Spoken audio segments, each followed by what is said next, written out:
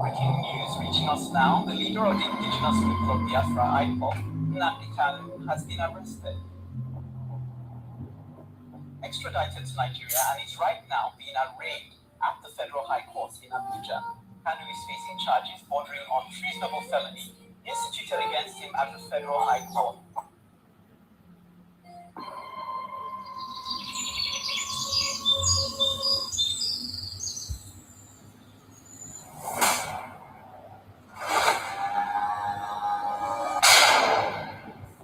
It was an unjust war.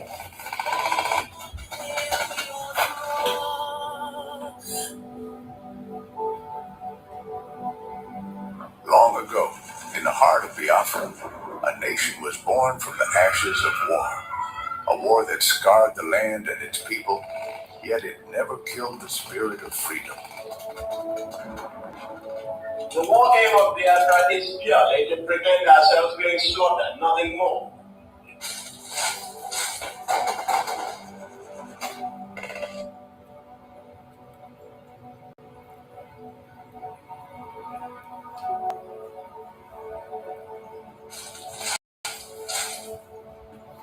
It was in this land, scarred by conflict, that Nnamdi Kanu was born, a son destined to revive the dream of independence for Biafra. And if anybody is going to judge our success and failure in this war, it will have to depend on how much we have prevented the enemy from killing us.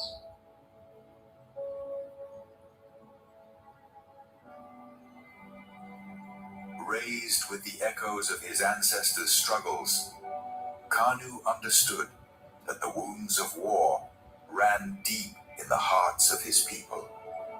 The scars from the Biafran War, which ravaged the land and cost countless lives, had never healed. The dream of an independent Biafra, broken but not forgotten, lived on in the hearts of those who survived. It was these voices, these memories, that called him to action.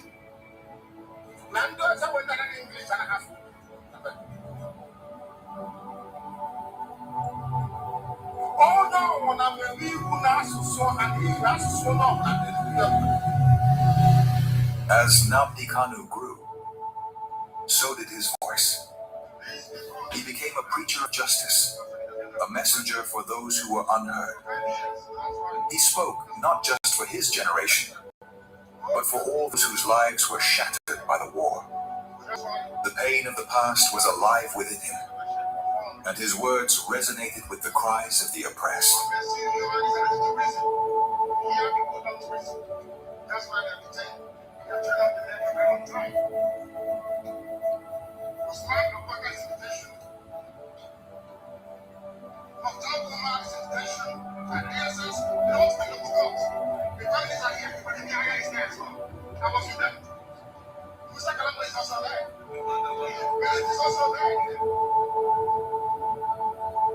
But as Kanu's message spread, so did the fear of the establishment.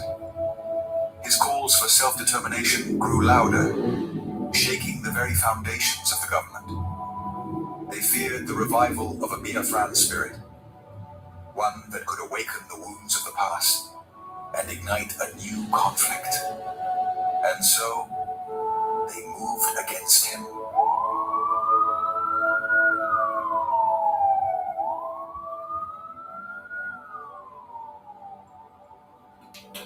Nnamdi Kanu was arrested, his body captured, but his spirit unbroken.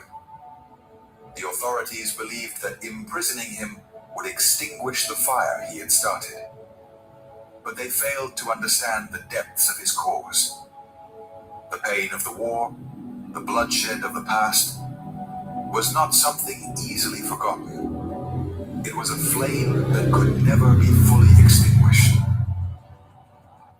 His arrest became a symbol of the struggle that began in the blood-soaked fields of the Biafran War. The demand for freedom was still alive. The fight for justice continued, not just for Nnamdi Kanu, but for all the lives lost, for all the children born into a world of scars.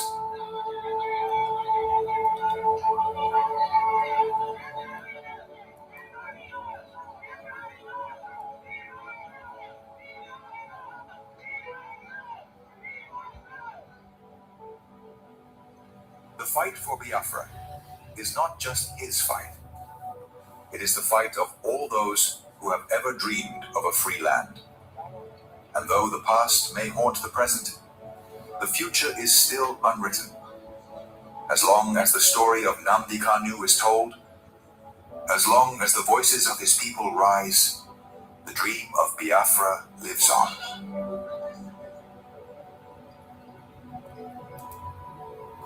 Arrested again, again, again, again, again, again, again, and yet again.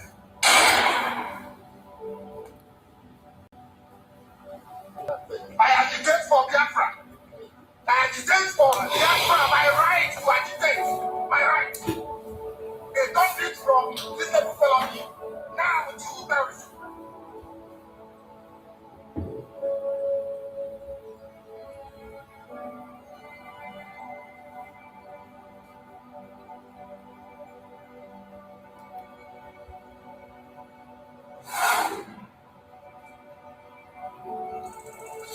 This is Nnamdi Kanu speaking. Biafra land, listen. They thought they could silence me, but they didn't just cage me. They caged your spirit. They made you forget that our land still bleeds, that our people still suffer, that nothing has changed.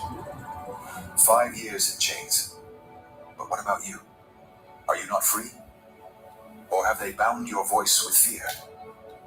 The struggle was never about me, it was about you, your children, your land, your future.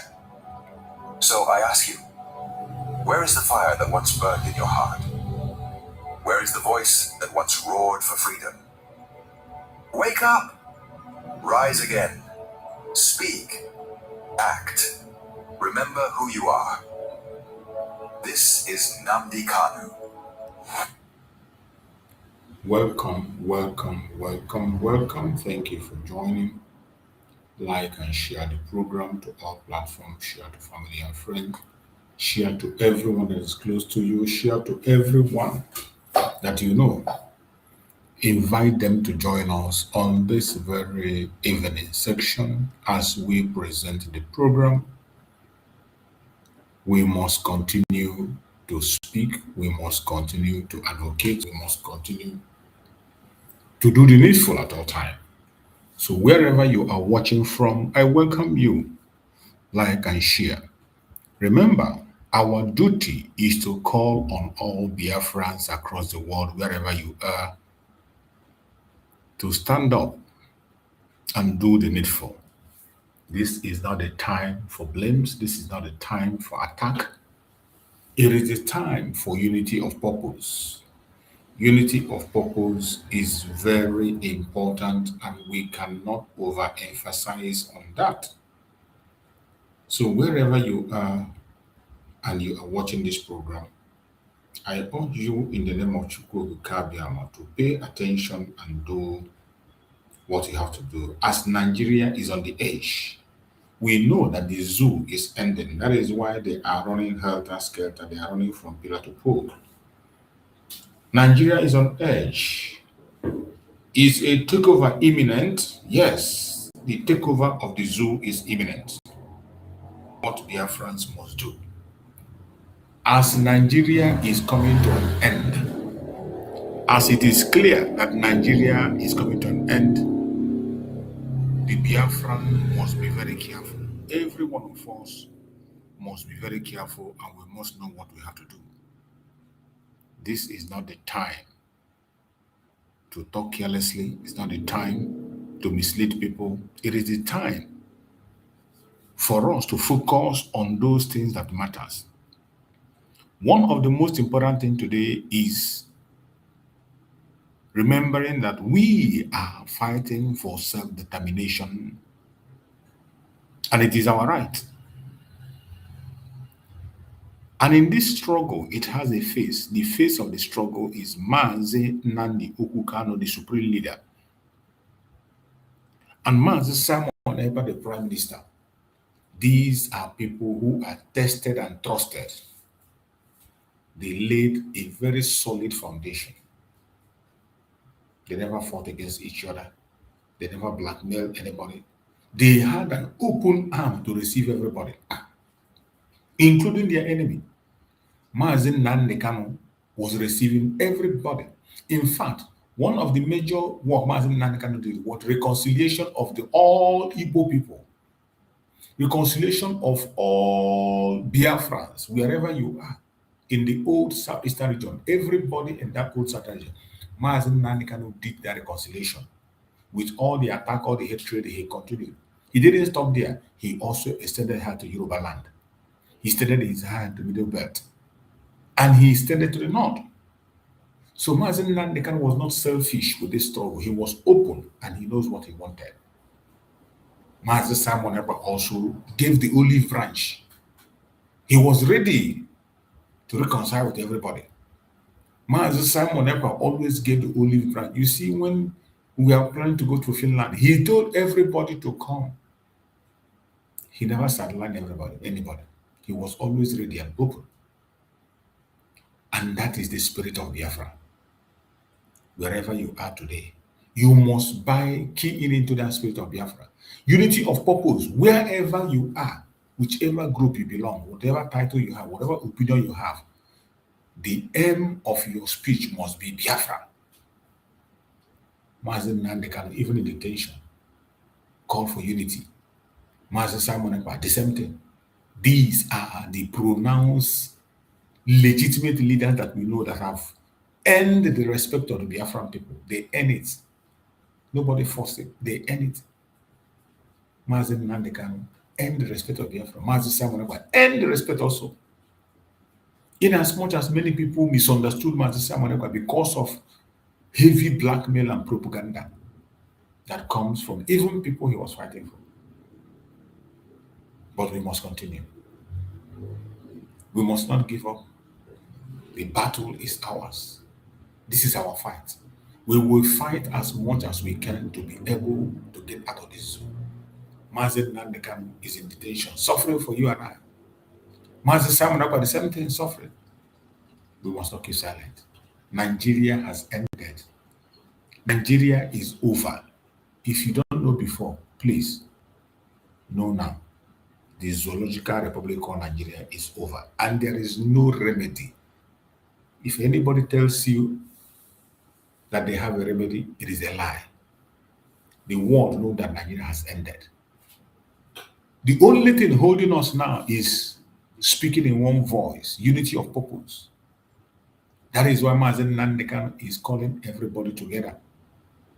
Mazi Nnamdi Kanu has established a committee of 100 men, and we are waiting for those committee of 100 men to be announced, and we continue from there. Mazi Nnamdi Kanu have taken responsibility and charge of the struggle. Wherever you are, we must not forget that we have people who laid the foundation. And our Prime Minister Mazi Simon Ekpa must also be supported. Wherever you are, the lawyers that are standing for Mazi Simon Ekpa must be supported. Any place you are, whoever you are, as long as you are a follower of Mazi Simon Ekpa, a follower of Mazi Nnamdi Kanu, you must support the legal affair of Mazi Simon Ekpa so that he can be able to come out, because we believe he will come out. It is a shame that Mazi Simon Ekpa, our Prime Minister, do not have international lawyer and have to beg. He has to beg us to get a lawyer for him. Is that not a shame? If you are a Biafran under Mazi Simon Ekpa. You should be ashamed. Be ashamed of yourself. You should be ashamed of yourself that your leader doesn't have a representative. Mazi Nnamdi can have more than enough, even many on pro bono. But you know, Mazi Nnamdi is in Nigeria. Mazi Simon Ekpa is not in Nigeria. It's a different case. So in the case of Mazi Simon Ekpa, it is in our hand to raise fund and get lawyer for him. So the fundraising for Mazi Simon Ekpa lawyer it's a must for every well-meaning Biafra. Support it. Support that fundraising. Fundraising specifically for Mazi Simon Ekpa lawyer. Only for his lawyer. That is the fundraising you are supposed to be focusing on now. So that before August 5th, when he will go for appeal, his international lawyers will be ready. His international lawyers will be ready. He needs your assistance. While he was here, he fought for all of us. He took risk for all of us. Why wouldn't you take a chance and take a risk for him? Why? Why can't you take a risk for him? Somebody that risked himself for you. Why wouldn't you do the same for him? Is it too much to ask? It is sad, but we must continue. So, my brothers and sisters, it is important to know that the responsibility we have today is to prepare ourselves for our nation. Nigeria is gone and gone for good. Nigeria is irredeemable and will never ever be redeemed, no matter what anybody says. It has gone. All this trouble running from here to there, traveling from here to here, planning. He has gone to the British where they planned the kidnapping of Mazi Nnamdi, and they will always fail. They want to destroy the sympathy that the Biafrans have across the world, but they cannot. No matter how they try, they will never succeed. And I bet you we shall overcome them.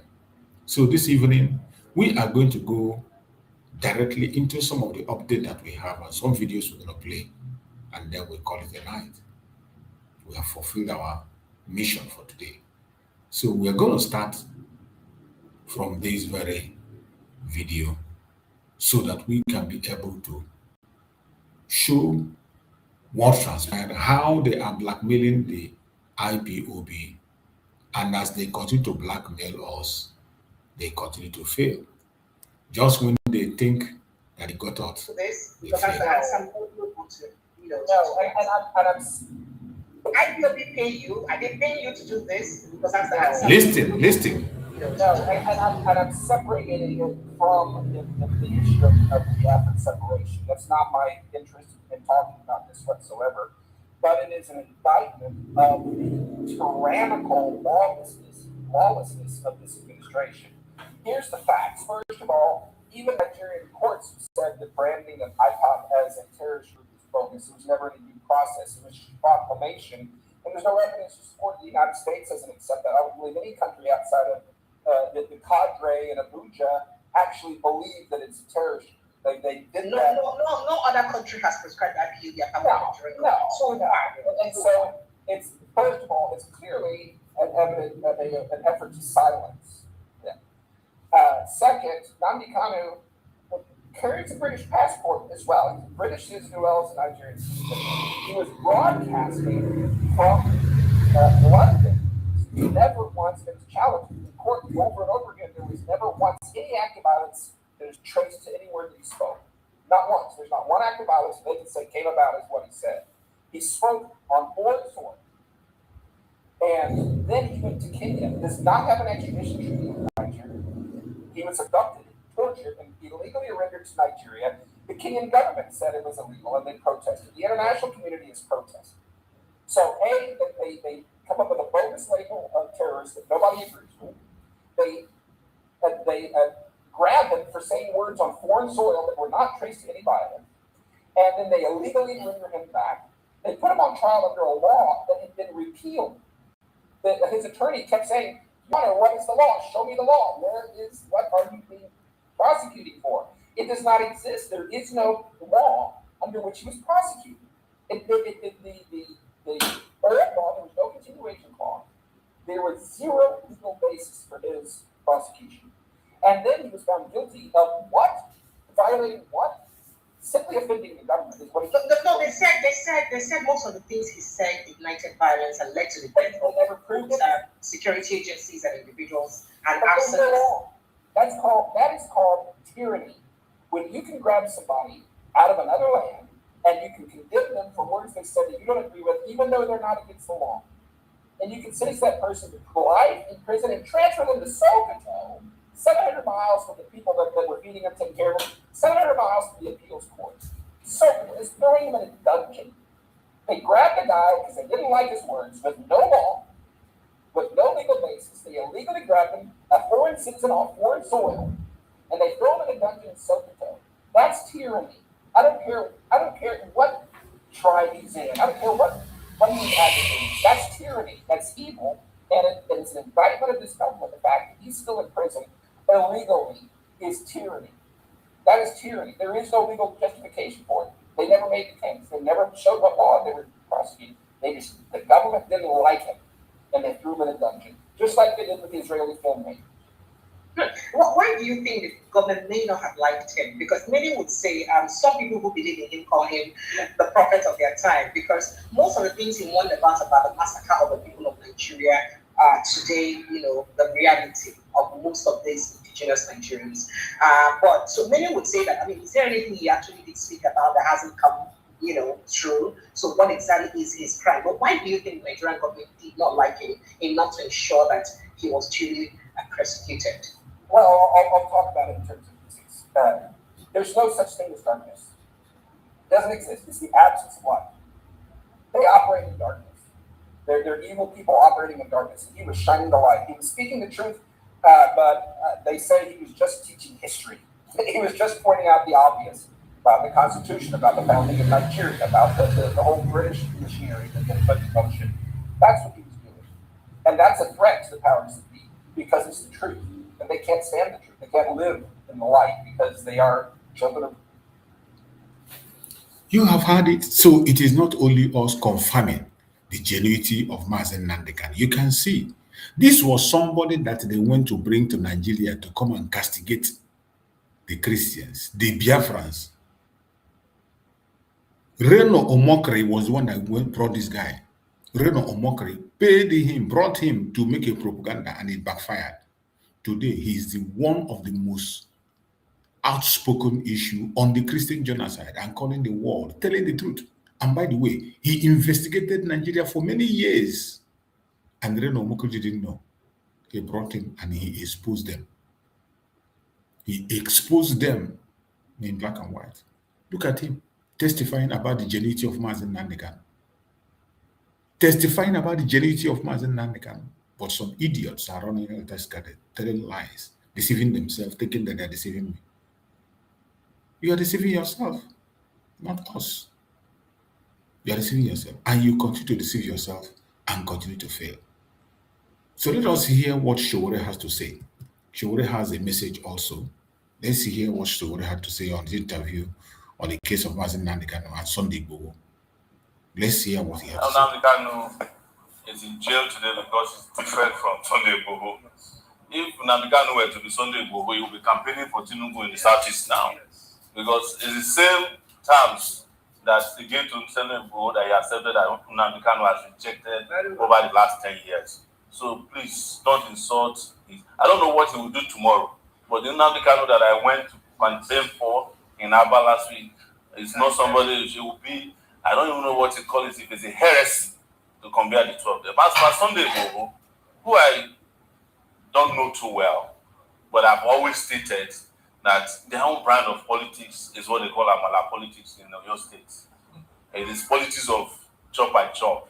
It is what they used to call during in the Southeast or rub my back, I rub your back. So, but what Sunday Igboho is going to quickly realize is that it's going to be in the hall of infamy, like the Zeribes of this world, who once said that if Babangida did not become president, he will kill himself. Yes. Right? Both him and Babangida have become invalid. It's like Daniel Kanu, who said if Abacha did not become president, he will kill himself. Abacha has died. His own political career died forever. It's like Baba Adedibu in Ibadan, who says that Obasanjo, if he doesn't do third time, he will kill himself. He has also died. So these are ideas that will not last. And I have no doubt that Sunday Igboho has just automatically, if he was ever relevant, just retired himself into the infamy of the people I mentioned. And his own might be worse, because the whole community might be cooking for him very soon. I will go to anywhere in Nigeria to campaign, and I want to see him come and stop me. And I'm sure he will never try. So some of it is also psychological. They're just using them to scare you so that you won't stand up. Because they know if Tinubu is truly supported by 33 governors, why is he afraid of? Why is he afraid of rallies?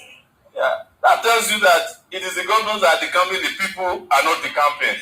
So he provided remains, bones of people they claim were these engineers. And when they did the DNA test, they found out that they were not the people who died. So what I'm glad happened with this particular man called Umahi is that his admittance that he's the most powerful person, a powerful minister under Tinubu, allowed his other victims to come out. And that is why we always warn people. You can commit crimes and get away with it at some point, yes. But you will never get away at all times. Yes. Now his crimes are catching up with him. Apart from the 5 mainland engineers that are missing under his watch, there's also a family that has been in jail since 2025 that he ordered to be sent to prison in Bonny. Don't forget that this same woman constructed one of the most expensive airports where even a drone doesn't land today in Ebonyi. So his crimes are catching up with him and he must answer for them. We are not asking that he should be fired alone. Umahi must be arrested and investigated, tried, and appropriately dealt with. So I'm sure more information will come out. You see, you can't just say that people disappeared because there's communal clash. Ebonyi is not the only place where there are communal clashes in Nigeria. Where people disappear, we'll still find out what happened to them. So it has been established now that he has a hand in it, and there's a prima facie case that he has information about their disappearance. For us to have independent, proper, and transparent investigation, he has to step aside so that he will not interfere with the investigation in a serious country. If he fails, he will step aside with people who are protecting him when the time comes. All of them will be forced to step aside. Nigerians are not joking anymore. As you guys are aware, I spent last week in Aba, in Abia State, and I've never seen how determined people are, and you can say whatever you want to say. It wasn't an IPOB event, there was not even an IPOB flag. It was just the Nigerian people asking for a revolution in Aba, in Ariara Market, and in front of soldiers. Soldiers in their like numbers came, but they resisted them, and we had a great outing there. That's telling you that they're sending a message to the. They always tell you that some parts of the country, based on ethnicity, don't want Nigeria to be better, or because of religion, they don't want the Nigeria that we call for. We are getting to find out, not for the first time, that there's unity of the oppressed. Yes. And we'll take it through to flush these guys out of our system. The killers, the corrupt people, and the dangerous politicians, Nigeria's future. We've been a future to ransom. Yes. How will you describe the actions of the I didn't know that there were mansions until I saw the videos yesterday. He called them duplexes so that he can fool people. But this is what I will say to you. Nigerians should get to a point, and listen to this, that if you are brought before a judge that collected house from Wike, just tell the judge to recuse himself. Very well. There's no judge who's going to take that mansion who can ever do justice in Nigeria. It's not possible. No judge. And this is not the first time judges are challenged when they are ethically compromised. Ganifa Emi challenged Supreme Court justices who collected Mercedes-Benz from Babangida during Abiola's time. And they couldn't see it. And those Mercedes-Benz have now become extinct. the judges have died. Yes. But Gani's name and his position at that time remains forever. Any judge, even if this is a judge that's handling my case, if I hear that one of the judges that got the house, I'll tell him to recuse himself. There's no way I can get justice from a judge who is living in that mansion. In fact, the moment you get that house, you will not be living in Nigeria anymore. You will not take Nigeria, you won't behave Nigeria, you won't see Nigeria. Those are mansions that are meant for corruption. And those places should be reallocated immediately to doctors. Yes. Because doctors will save more lives. And I'm sure some of the doctors are willing to even share the apartment. So one of them can take like 10 doctors. Especially all these resident doctors, young, vibrant, and savvy. They are willing to just find a mattress to sleep. Why is Wike not building houses for teachers? Yes. Why are they not building houses for even all these policemen that are killing people on their behalf? You know. And I heard that after giving houses to judges, the registrars and the court workers are complaining. I came and gave them land. Yes. So that they can corrupt them. Because those ones are saying we are the ones who help the judges carry out corruption. So also settle us. This is what I heard happened to some of the staff here. So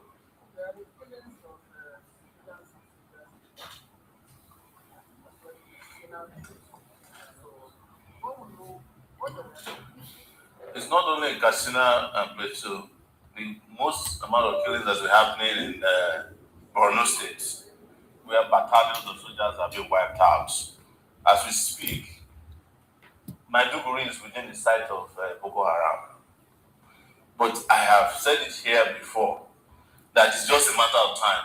If we continue with these incompetent leaders and army generals and the defense minister, the guy who wanted to construct fence, yes. It's a matter of time before the whole country is overrun. Even the Abuja where you are surrounded. But I know all of us are in denial. Terrorists are also attacking a neighborhood in Abuja on a regular basis. They are attacking Kogi.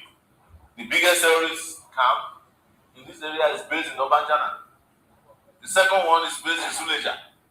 There are terrorist camps very close to the law school. Yes. That is overlooking the law school. There's a mountain there. We do the research. So those of you who are still in denial that it's Kogi or Borno, it's a matter of time. Except we change the players. The game can never change. Nobody's safe in this country. Not only that, in Ondo State, bandits, which is another alias name for terrorists, were found very close to the airport, close to maybe taking down an aircraft. They were arrested yesterday by the combined team of security agents at Akure Airport. That place is also surrounded. So what do I tell you? Everywhere is already under siege. So you better do something about it before it gets too late. You've heard it. These are reports of the situation. These are the condition of Nigeria. When we say it, some people will be like, it's not, we are saying it on social media. Think of Showere. He's there in Nigeria and he's telling them to their face what they are doing. He's there in Nigeria exposing their evil. Hate him, like him, he is doing what he has to do. And this zoological republic, they will never know peace. A failed state, a completely failed state. Failed state. They want to savage. What are you going to savage in Nigeria?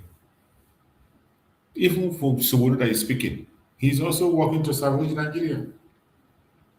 But kudos to him. He has chosen his own path, how he's going to do it. He has chosen his own path of revolution. And we have chosen our own path of disintegration. And that is where we are. Let them continue to deceive themselves. But for us, we have made our choice. And there is no going back. There is no going back. No matter what they say, no matter what they do, we will never, ever back down. We will never back down. The more they try to stop us, the more we fight harder. The more they try to blackmail us, the more we'll fight harder. And at the end of the day, they will realize that Nigeria is not for anybody. Nigeria is not for anybody. That zoo is not meant to follow anybody. We must continue to do our best at all times and expose their evil. So let's go to their media and see what they have on their media. Whatever news they have on their media, we are going to bring it for you to see, as we always do. We will say it the way it is, without missing word. And as we speak, we are going to go some updates that they have in their media of what is going on. We will bring it so that you will see. We have to show it because for you to be able to debunk their lies, you must listen and watch what they are doing. If you're not watching what they are doing, you will not know that they are committing their crimes every day. You will not understand. So for you to get it right, around the world. you must listen to them. Good morning, Annie. Don't listen. Years with You the will not goal know. of strength. You must listen to them.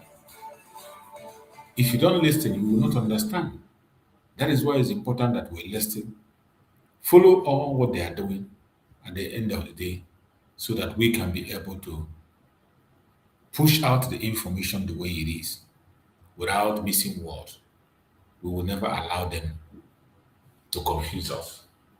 So let us listen and hear what they have in their media today. As they said, their zoological republic president was going to UK or whatever. Let's find out what transpired from their media, the updates they have about the idiotic movement of the Janjaweed president they have. Let's hear what they have to say in their media.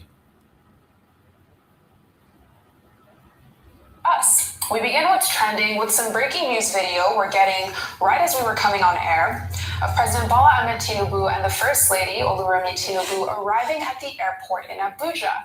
Both of them on their way to the UK for that historic UK state visit. We see them there in the video that we just got.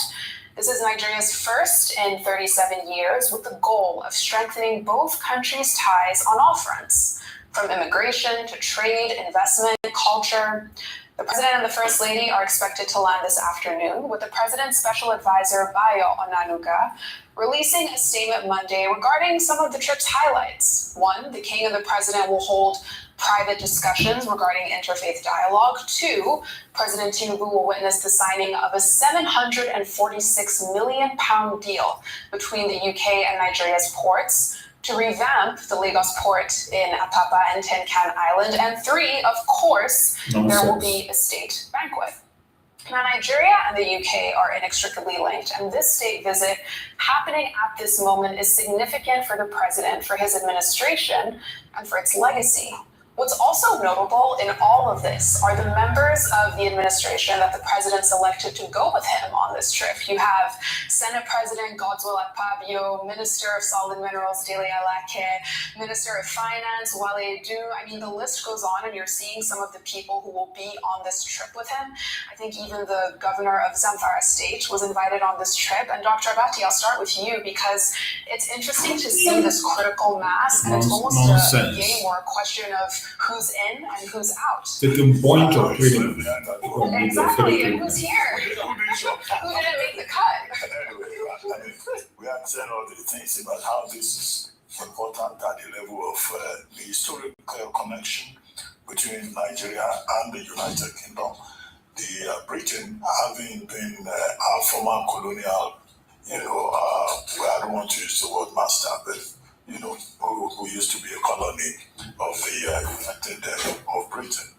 Now, also at the level of symbolism, in terms of the timing and all of that, it's good to see both countries maintaining this historical ties, and then that this is not just about ceremony, it's also about bilateral relations in the areas of immigration, security, education, health. Nigeria has been a major beneficiary of the DFID, programs, over the years and other initiatives, cultural exchanges, and all that. And then, of course, we have the huge population of Nigerians in the United Kingdom. I think Nigerian students are the ones who, more than any other persons from anywhere else in the world, who help to sustain the international education system in the United Kingdom.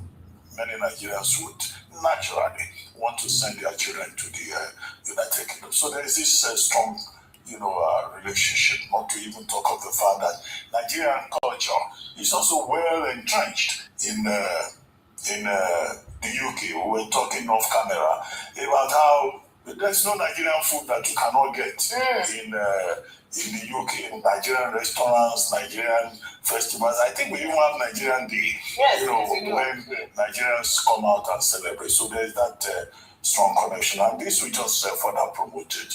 And it probably also explains, as Professor Osai, the Director General of the NIA, was saying, the large number of delegates going with President Bola Ahmed Tinubu, because I counted that list you were reading, about 10 ministers, about 2 major security chiefs of 3 or so, all of them going to the UK. And of course, all these persons will also go with their own assistants. Right. And the assistants will go with their own assistants.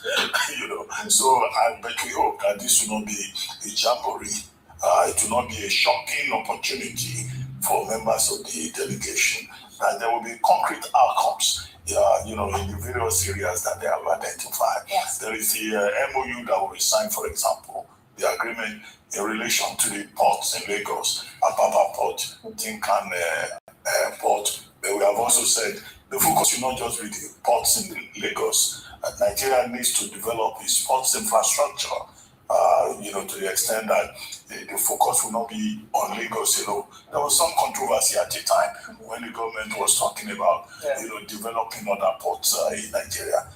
So all of that will look very good. And at a personal level, I made a point about personal diplomacy. That it's also some kind of personal achievement that Nigeria administration is being recognized at this time, when the opposition at home is so critical. Right. But beyond the trip to Windsor Castle and all the other, meetings with Kestama and all of that, a delegation even went before the president. We were discussing yesterday the Minister of Foreign Affairs, who spoke at the Chatham House. And even before then, there was a Commonwealth reception, and there was a delegation also from Nigeria. I don't know whether those ones that went for Commonwealth, whether they have returned.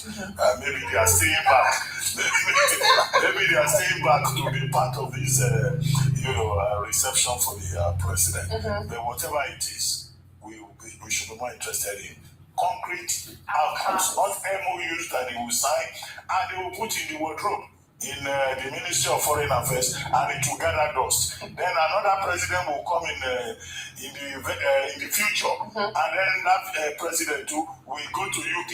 They will sign another MOU. Then when our children become governors in the various states, they will invite Nigerians again. They will sign another MOU. All these agreements, all these MOUs we sign just gather dust.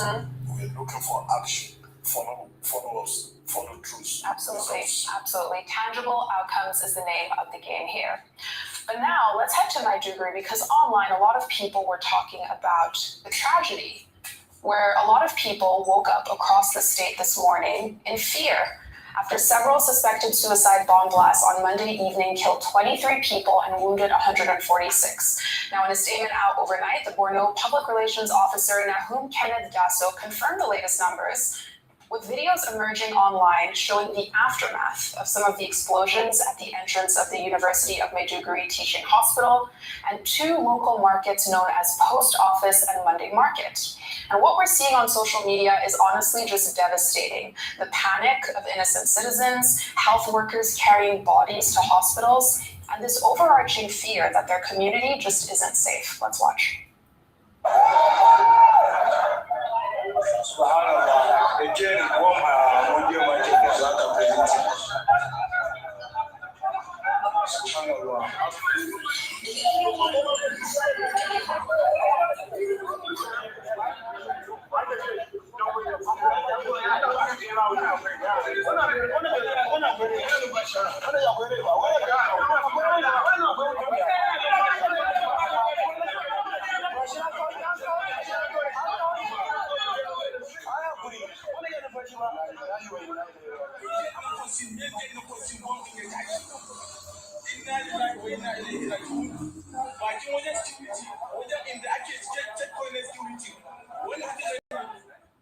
But as videos emerge laying out the fear and the panic, videos also emerge almost simultaneously of the security response. According to police, after the explosions, a team of tactical units and military moved in quickly to the affected areas.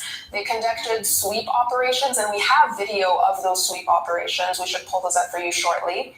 Tanks were seen moving through the community, and meanwhile, the Borno State Governor, Babagana Zulum, condemned the explosion in a statement, saying that the recent surge in attacks is not unconnected to recent military operations against the insurgents. And I'll pull up a tweet now from someone on X, his name was Void, who wrote, 23 Nigerians went to Monday market, walked past a hospital gate and crossed a flyover on an ordinary Monday evening in Maiduguri. They didn't survive.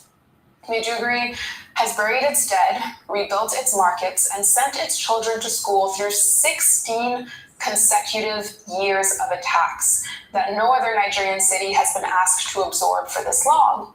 The resilience of the city is one of the most underdocumented stories in modern Nigeria.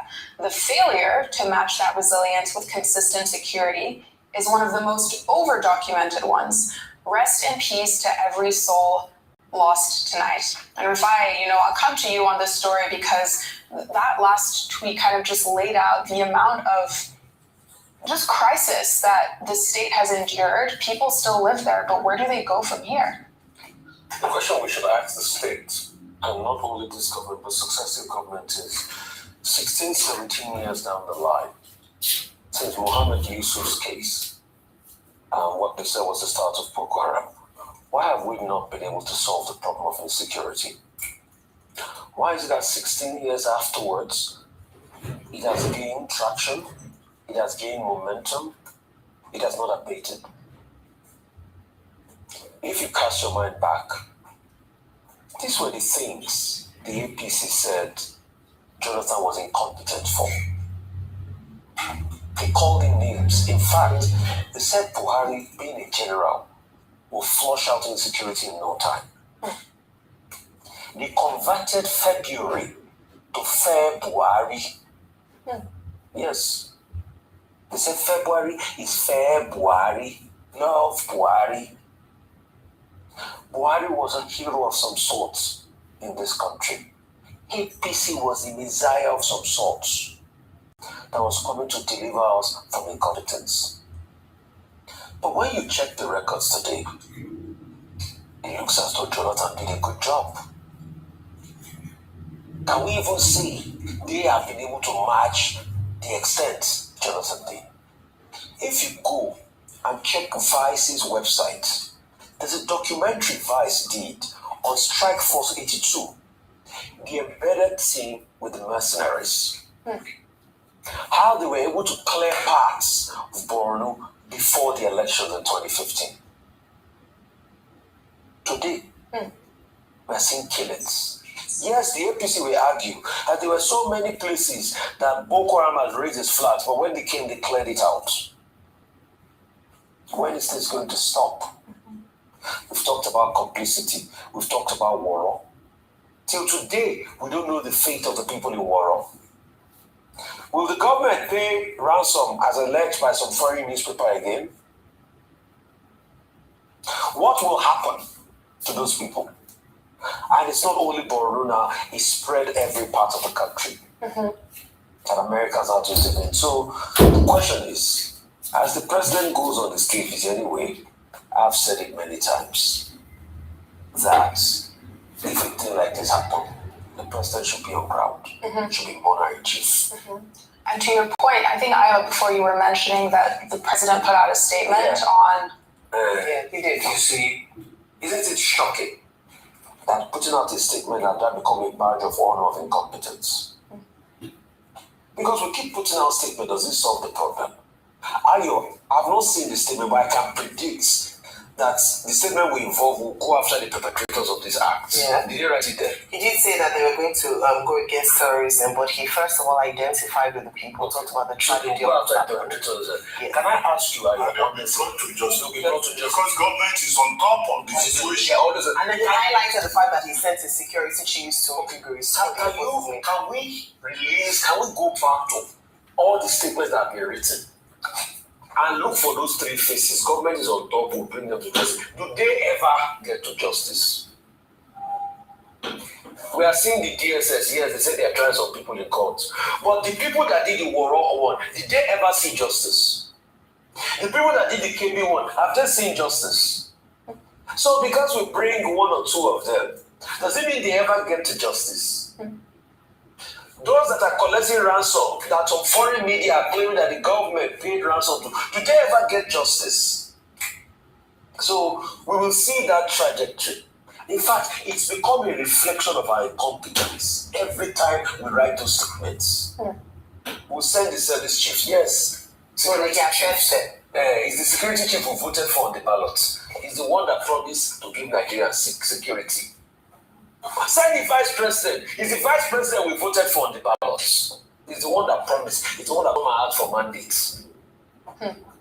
So then very soon now, next year, January, before now, they will start campaigning, asking for mandate. They will still tell you they will end insecurity.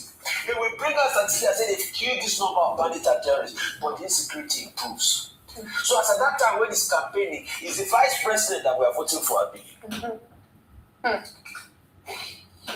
Can I just say very quickly that this issue of insecurity, every time there's an election cycle coming up, it is one of the main or key campaign promises made by candidates. And unfortunately, in the last over a decade that this menace has continued, particularly in the Northeast, we haven't seen an appreciable solution to this challenge. And we've heard a lot of things that people have said. It almost seems as if there's an understanding of the problem, there's an understanding of what must be done to end the problem, but there's no will to do it. We've talked about the fact that we know where these people are, we know who the funders are, we will get them, we know how they're operating. So what is where do we bridge the gap? Right. Where do we bridge that gap? Because it's very... If there's will, if there's political will, yes, to remove certificate forgery from the electoral law as a place to challenge the election after you had a case in the Supreme Court in the last election.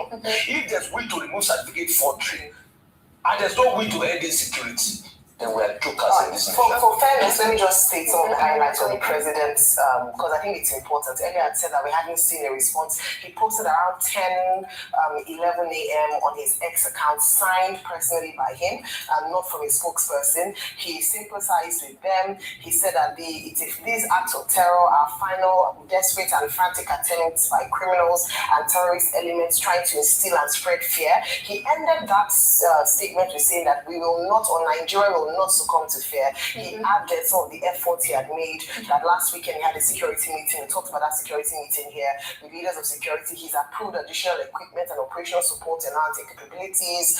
Service chiefs to go to Maiduguri to take charge of the situation. Again, these are not new things. Right, We haven't seen years. But so the thing is that Nigerians have heard enough. I'm particularly sad because earlier I mentioned that Maiduguri had experienced relative peace in recent times. At some point, that Monday market was a target for suicide bombing, terrorist attacks, because it's a key hub.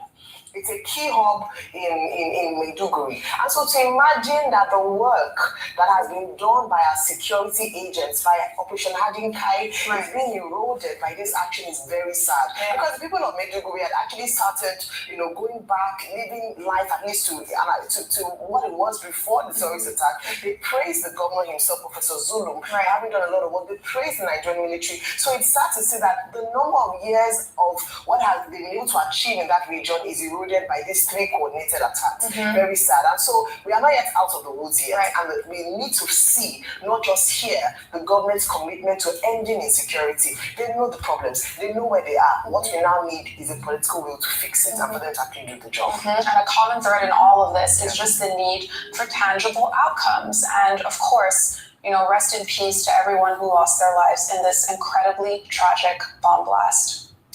Now to the war in Iran and its impact on Nigeria and Nigerians. The Ministry of Foreign Affairs on Monday revealing that they're now working on the administrative process to figure out how to evacuate Nigerians stranded across the Middle East, as the war in Iran doesn't appear to have an end in sight.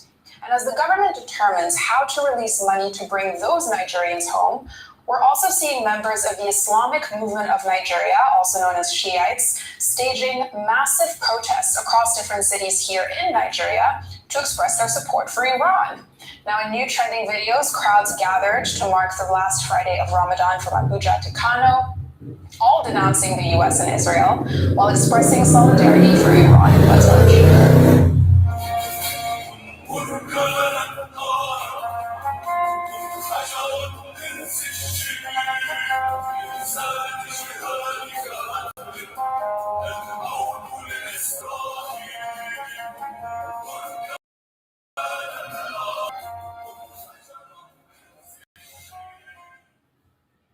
And in a similar vein, another video has shocked a lot of users online that reportedly took place during these same protests, as it appears to show a group of supporters of this same movement drag a man in the middle of a crowd, put a Donald Trump mask on his face before proceeding to torture him. Let's watch.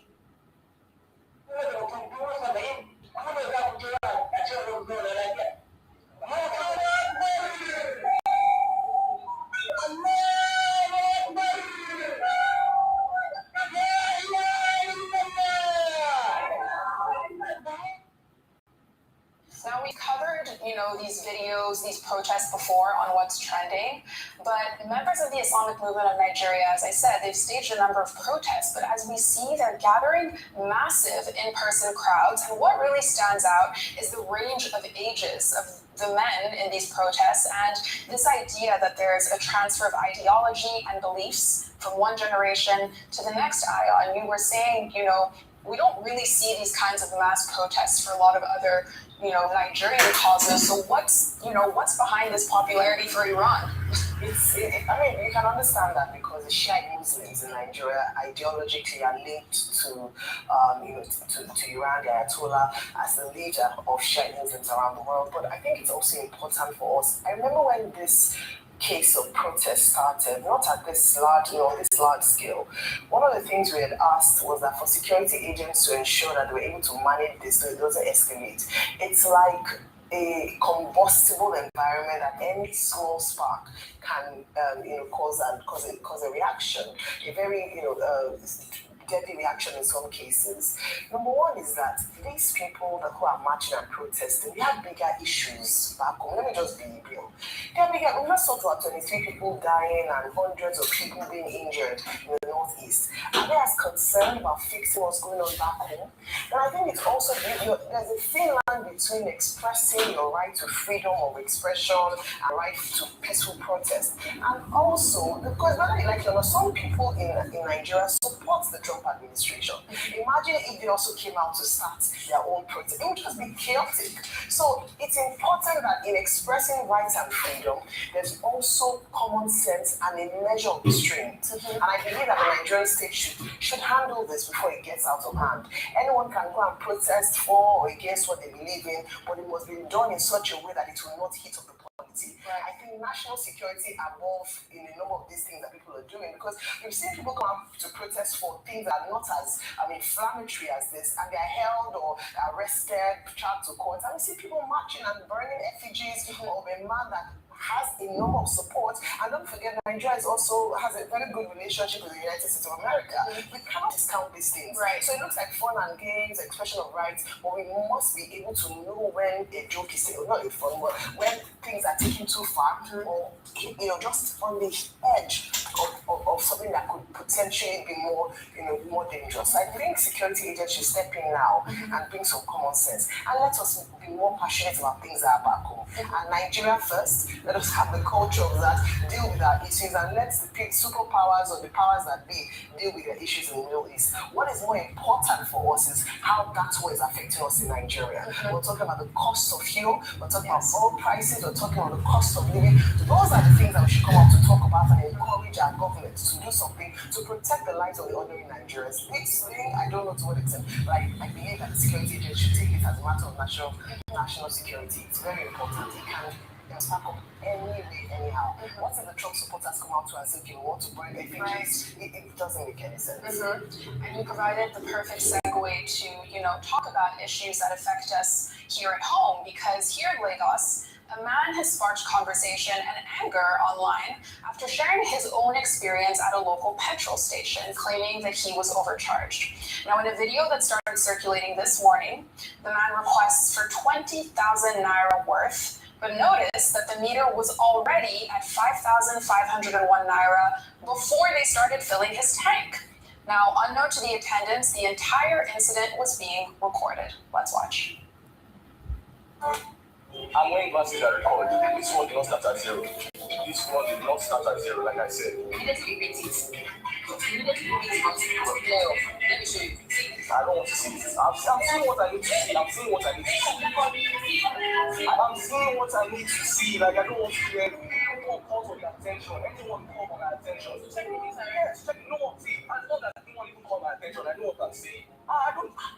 I'm saying they don't get you. Listen, I also need to. So it's teaching people not for your attention to this. That's not for my head. That's not for my head. I don't know. I want to know. I understand she made a mistake. That's not my mistake. If she really made a mistake, I understand. That's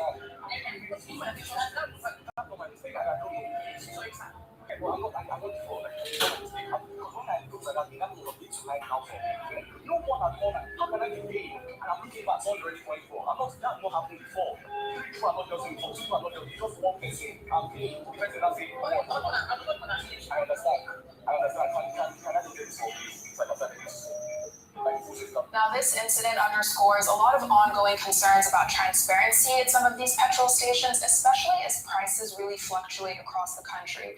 But this has sparked, discussion online about ethics, oversight, the need for stricter enforcement to protect drivers. And personally, I think it's news you can use, because now, Dr. Abati, I'll be checking the fuel meter before they fill up my car. I mean, what's going on? Well, this is not new.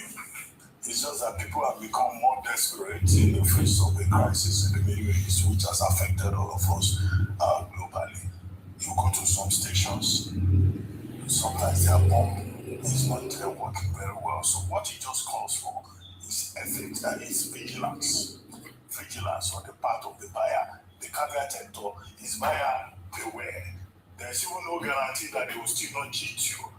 And part of the vigilance is knowing which station, sells honestly, and which are the other ones where the attendants cut corners. There used to be in this country, I don't know whether that department is still working, a weights and measurements department, which was a section in the NNPC, as it then was. They used to go around to all these petrol stations to go and check and insist on standards. But again, everybody is so distracted now that they don't know, what they should do. But the bigger picture, particularly speaking to the people who are standing on flags of Israel and the United States, or the people who are protesting, and you are all wondering what is happening, why are we affected. The truth of the matter is that for as long as that Strait of Hormuz is partially closed or completely shut down, the whole world will be affected. Now, it also speaks to the nature of war, and that's why I think that one of the things that our security agencies that you mentioned should do is to begin to investigate these issues, not just read them from an ideological prism or emotional perspective. Suppose these persons are being sponsored from outside. Suppose they have connections with certain cells, certain groups in Iran or in the satellite allies, states, supporting Iran, and then they bring it back here to Nigeria because it looks like Iran is using a strategy of defiance that is different from conventional war, the kind of conventional war described by Sun Tzu in chapter 3 of that famous book, The Art of War. Chapter 3 of Sun Tzu's book is titled The Art of War, where you just meet each other and then you work out a strategy. Iran is using a different kind of strategy, which is closer to Thucydides' explanation in a book titled The Peloponnesian War between Athens and Sparta. And what is the big argument here? The big argument is that, look, usually a superior power fighting a smaller power will think, oh, we are better, we have military might, we will just crush you in a matter of days. The kind of thing that Trump will say. Trump just walked into society's trap. The war has not stopped now, and the war now has included the whole world. Look at the whole of the Middle East. Iran has used a strategy that has involved everybody. The war, if we're not careful, will even come to our doorstep here in Nigeria with certain persons in the country behaving in a provocative manner. So this is not the kind of war that Trump will just think we can go there and we just solve the matter. Now there are flashpoints all over the world, and he's now calling for help. One of the subjects we have discussed this morning is asking NATO to come. He's asking EU to come. He's asking other countries to come and help him. This is the nature of war. When it starts, you don't know when it will end. Even the person who started it will not know how it will end. For us in Nigeria here, apart from all these demonstrations by people who don't even understand the subject, I think that we still have to resolve the question of what will Nigeria do for its people. The Minister of Foreign Affairs says they are going to bring people back home. Already, I think NIDCOM already put out information that they are already taking willing Nigerians through the Armenian border. Willing Nigerians, those who are ready to leave because of Nigerians, even if World War III starts, they will say we will die here together as Nigerians. Even in one zone abroad, it's not coming back. That's quite sad. According to some people, I wanted to evacuate people from Ukraine at the time.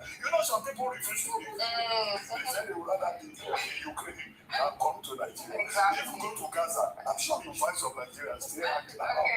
Okay, we have to move because we're running out of time, but it's not all bad news today because we'll take our good news report. We're in a full circle moment. Lagos State Governor Babajide Sanwo-Olu reconnected with two young girls he met during a chance encounter 4 years ago. At the time, the girls were out of school. Today, they're speaking about how education changed their lives.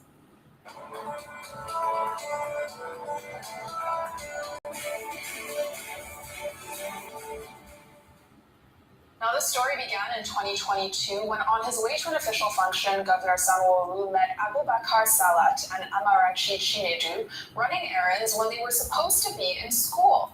Now, from that moment, the governor ensured that they were enrolled in school by supporting their education. Well, at an event launch of the Lagos Education Access Fund last week, the girls spoke about their encounter with the governor and how their life's journey was forever changed from that moment years ago. Let's take a look at their story. How old are you? 12. How old are you? 9. So where you are going to transfer for your parents? Where do you stay? Anthony. Mr. Governor, sir, we are deeply grateful for the chance you gave us, and we're ensuring that every child, no matter their background, deserve the opportunity to learn. We stand here today not only to tell you, but to represent children who try to be controlled by this program. Sir, your action has shown that when leaders invest in education, they invest in the future of society.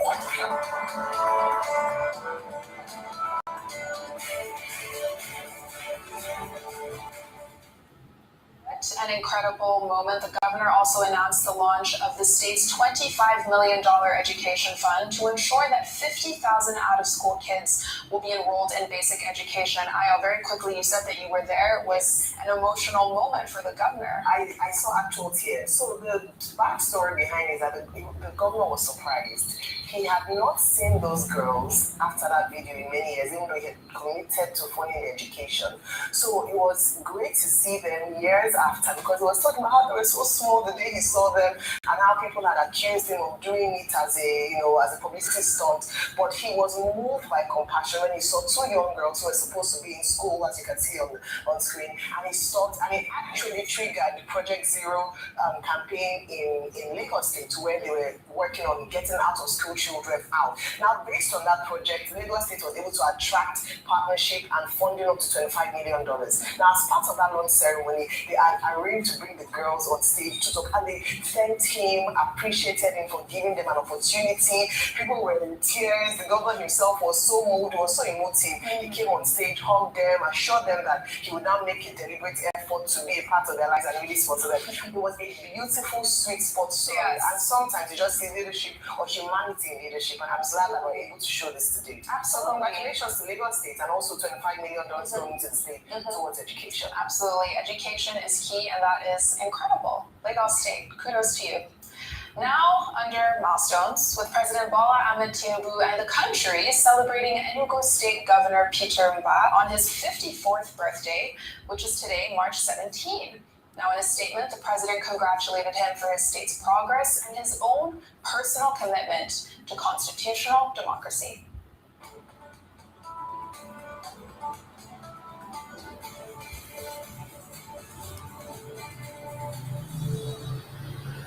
Now, born in 1972 and originally from Owo in Kanu East local government area of the state, Mba is a maritime lawyer and a former private sector executive who founded Pinnacle Oil and Gas before venturing into politics. Now, since being elected to office in 2023, Mba has made his mark by pursuing an ambitious plan to grow Enugu's economy from $4.4 billion to $30 billion through private sector investment, infrastructure, and innovation-driven reforms. Now, the president also highlighted the governor's collaborative nature and his willingness to engage with other leaders in the Southeast for regional development.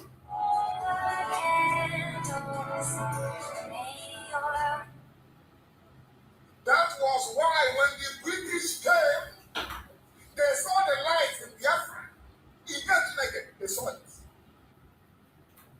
Listen, I want to listen to this man. Listen. The very first democracy that involves self-governance. Self-governance. Autonomous community. Wealthy. That everybody was involved. And the very first democracy that permitted women to be free. The first thing, when America was saying give women the vote, listen, our mothers, so we are rulers. They could be families. When women are talking in our culture, men don't come out. You don't dare come out. Can you say it? Can you hear me? When I hear all these things in Abuja and Lagos, all these great France talking, I feel sorry for them. That is why we are harsh with the idiot that calls himself an elder gospel. What we are fighting for is to protect something that anybody will be envious of. This is who we are. And we started worshiping idol. Somebody will go to the farm, go to the pianos, you got an idol. Bow down for an idol. And God took away all the blessings he gave us. He said, that was bad in the last moment. That's my way, I guess. God gave us 700 years to come out of it. We continue to add knowledge and 7 years. The Arabs came, he said, no, I don't want to do it. He sent the British instead. Go and conquer them. And as you're conquering them, you're going with the Bible, the Old Testament and the New Testament. If they are smart, God said, if they are smart, they will go to Old Testament and see who they are. And that was the one we did. This is people like the West, Europe, we were still in the dark ages. Europe was nothing. You see all these white men building out of bed and going to the moon, they were nothing. When Biafra land was bubbling, when the kingdom of Biafra was at its peak, with God Almighty in heaven as the unthinking, Europe was nowhere. They were in two beaches. They were nothing.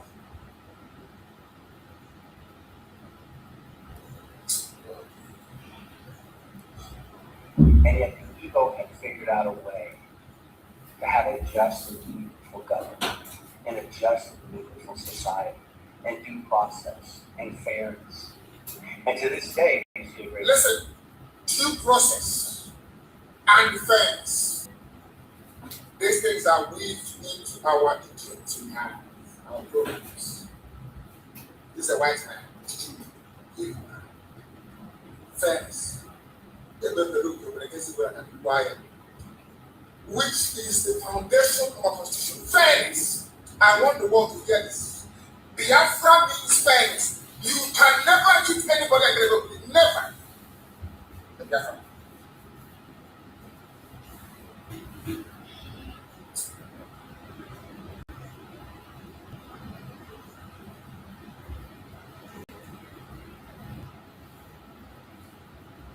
Some idiots come up and they say they're elders. They know nothing. They are promoting one Nigeria, bringing the curse of God upon them. And on their children, they know nothing. God said, you cannot go into Nigeria. I ask the British to come to you, and you can come to me.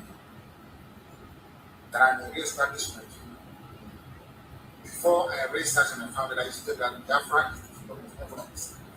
I told you that before I did research and I discovered it. And I told it to you. I said, it's on my page, don't be scroll down and you see it. Kingdom of Biafra is dead, which means that the name will not come from the hands. Apart from